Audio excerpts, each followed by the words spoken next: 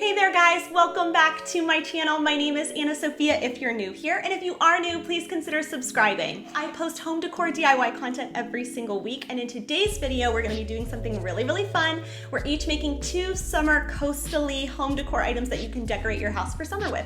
So let's get right into today's video. For the first DIY, we are gonna start off by making a macrame seashell jewelry holder. So the first thing we need to do is stain this scrap piece of wood. I'm going to use this one by Varathane in Special Walnut. It's the one I use for pretty much everything. And then I'm gonna let that dry before I attach my hardware to the back of our soon-to-be jewelry holder. The reason I'm attaching the hardware slightly higher than you typically would is because I want to see that part, because that's what we're gonna be building our macrame from. Now that we've attached our hardware, I'm just going to use this Dollar Tree bag of seashells. I got the ones that were all white because I wanted to make 4 sets of opened seashells to put jewelry in. The seashell holders that I've seen people do in the past always have just the one shell on top, so people just put necklaces around it, but I wanted something because I don't really wear too many necklaces. I more so wear like earrings and my rings, so I wanted a place to put those things. And now that we have our shells all glued down, we are just gonna start with the macrame. I think when people hear macrame, they're like, oh no, I could never. But honestly, this is really easy. So you're just gonna start off by making a lark's head knot. I don't really know the best way to describe this, so just kind of watch what I'm doing. Basically, you are just taking one strand, you folded that strand in half, and now you are pulling the strands through the loop you just made. So just repeat that exact same process for your second strand, so you should have 4 strands hanging down. And basically now what you're gonna do is make square knots. The 2 strands in the center always stay in the middle. You're only going to really be messing with the 2 on the outside. With the strand farthest to your left, you're gonna essentially be making a number 4, and the strand to your right, you're going to feed underneath the 2 sisters in the middle through the 4 up around. So it almost makes like a pretzel shape. And then you're gonna repeat that process, but instead of making a 4, you're gonna make a backwards 4, and again, making that same pretzel shape. And you're just gonna continue on that way, making a 4 and then a backwards 4, making a 4 and then a backwards 4. And you can go up as far as you like. I wanted there to be the element of macrame, but I didn't want the whole thing to be macrameed. And for this project, I did use very thin cotton rope because I didn't really want it to be big and bulky, but you can use whatever you have at home. And now I'm just going to make my 2 sides meet, tie it in a knot so I have a place to hang it from on the wall. But it was still missing something to me, so I just decided, this is obviously totally optional, but I just decided to use a little bit of gold paint and just paint like the perimeter of the seashell.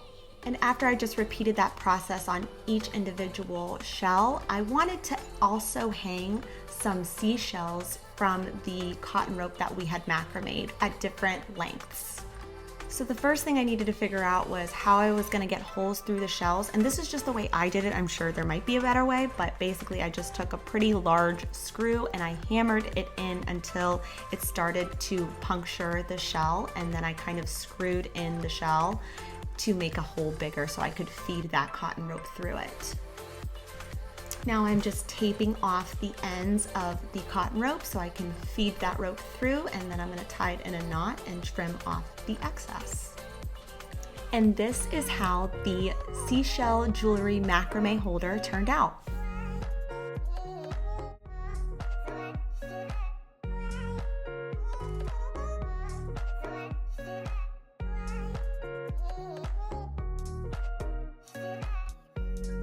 This video is a collaboration with Heidi Sonboul. Heidi has a newer series on her channel in which she spotlights a new channel every single day and creates beautiful DIYs alongside them. So you're definitely gonna wanna go check her out and subscribe to her channel. I've placed a link to her channel in the description box below. For the second DIY project, we are going to be making some seashell bookends. I'm actually going to be using this seashell bikini bra, I think. It's from the Dollar Tree, so I picked it up because there was 2 of them and I thought it would be a perfect thing for bookends. So I'm gonna start off by just taping off the holes that was for the actual bikini top because nobody's wearing this. And you'll see why I'm taping it off in a minute here, but the first thing I want to do is actually just paint the inside with some Mod Podge, because I'm going to need some sort of bond of adhesive between what we're going to use, which is plaster of Paris, and the actual shells themselves. And now that those are thoroughly painted, I needed to figure out a way to attach the actual seashell to the driftwood platform.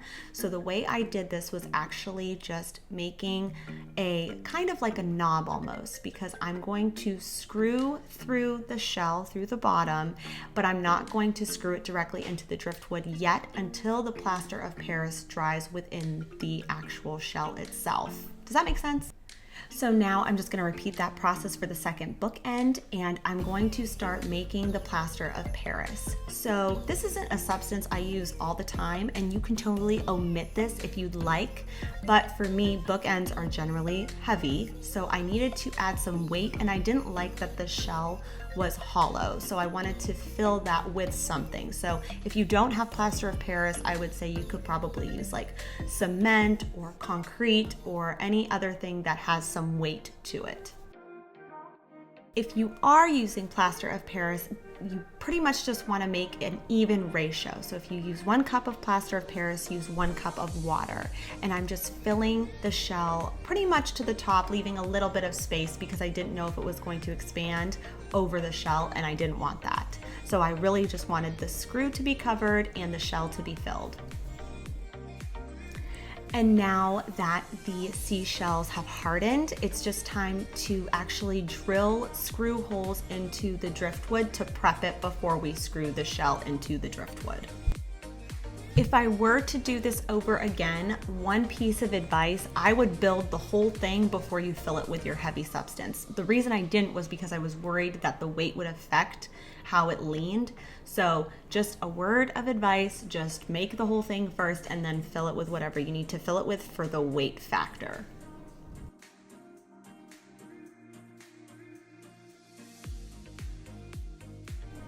And now that it's all built, I still got some plaster of Paris on the driftwood. I don't know how that happened. I think when I was screwing everything together, it kind of like some loose parts came out. So I'm just sanding that part off. And these are how the seashell bookends turned out.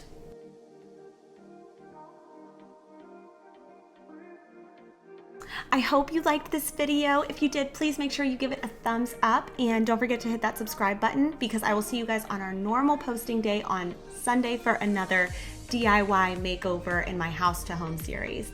Thank you guys so much for watching, and I'll see you next week. Bye. I'm being tripped. It doesn't look like we're at...